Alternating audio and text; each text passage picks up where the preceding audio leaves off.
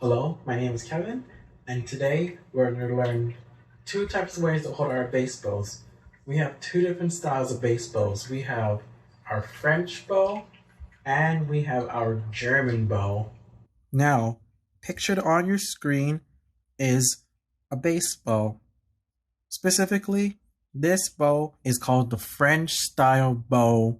The French style bow is similar to our violin viola bows. If you look at the frog, it looks just like a cello bow. The differences between the cello bow and the bass bow is that the bass bow is shorter than our cello bow, and it is also thicker. Now our second bow that being presented is our German bow. As you can see the difference from our previous bow, the French bow, the German bow is much more different. You can see the frog is shorter and it's much wider too. There's a bigger grip between the frog and the bow. And if you look at the actual stick itself, you can see that the bow is also curving in more towards the strings of the bow. It also has a bigger screw at the end. Now for a quick review, here are our two bows side to side. On the top is our German bass bow, and on the bottom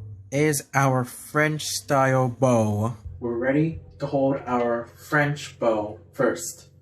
Now, for French bow, you don't want to have too much tension within your right hand. When we think bow grip, we think of gripping onto the bow and we start getting tight, but it's just a bow hold. We should not be gripping so hard onto the bow where our hands are in tension. Now, placement for our fingers. We just let our hand drop naturally and it will slide into the instrument carefully.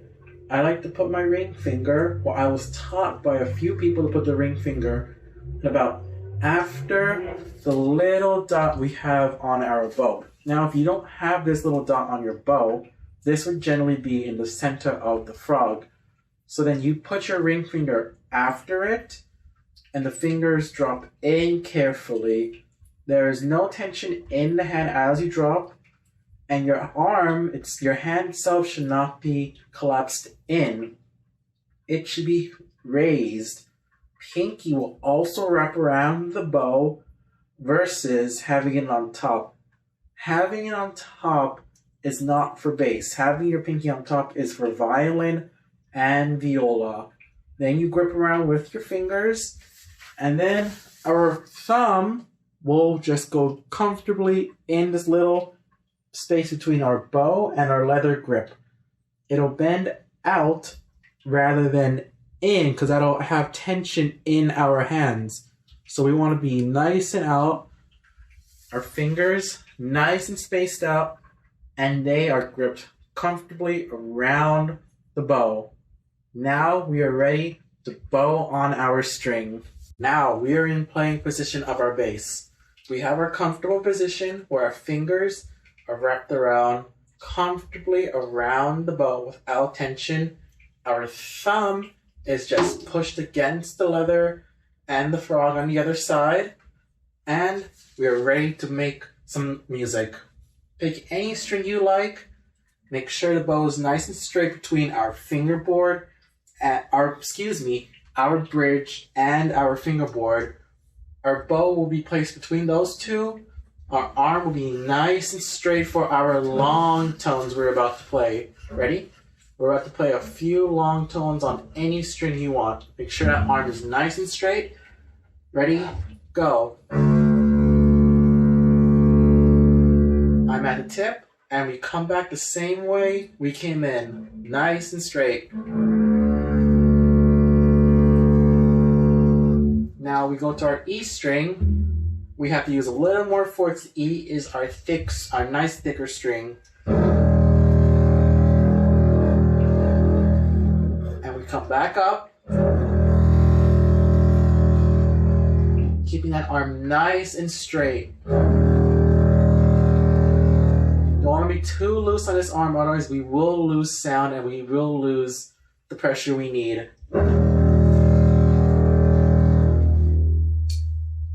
Now, for our German bow holders, we're going to start in this position. We're going to have our hand, and we're going to let it drop so it's nice and relaxed. Okay? Now these three fingers, pointing, middle, and ring, will be close together between the frog. See? And they lightly stay around. Thumb will sit on top of the stick of the bow, and pinky will sit on the bottom of the bow. Now these two fingers, thumb and pinky, are be your main grip. The inner fingers are going to be a little supportive. They're not going to be strong, but they're just going to help support. You should have a nice grip where you're able to exercise the fingers up and down carefully, see? And now if we try it again, let our fingers loose, drop. They comfortably go into the bow, thumb on top and the bottom, and it grabs. And then you keep this in this order as you turn the bow this way. Now, we have our comfortable grip. 3 fingers, thumb on top, pinky on bottom.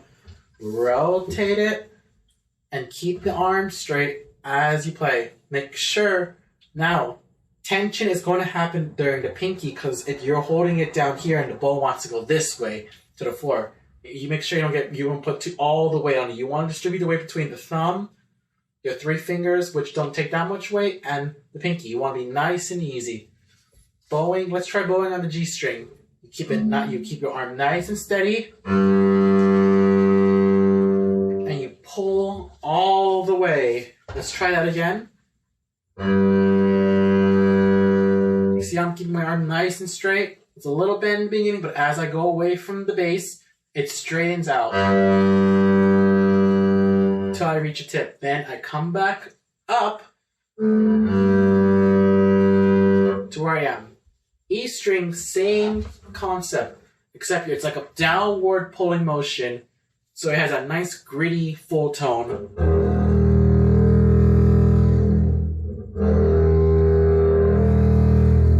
If you're you don't want to pull all the way down, because if you go all the way, you won't get a good sound. Example, if my bow is all the way this way with my arm beyond straight, then I lose sound and I hurt my arm. You want to be neutrally with your arm and neutral with the bow. And as I reach a tip, I come back to the frog. No pressure, again, on the thumb and the pinky. 3 fingers, nice and comfortable on the in the center of the frog. Thank you for watching. Keep practicing and stay safe.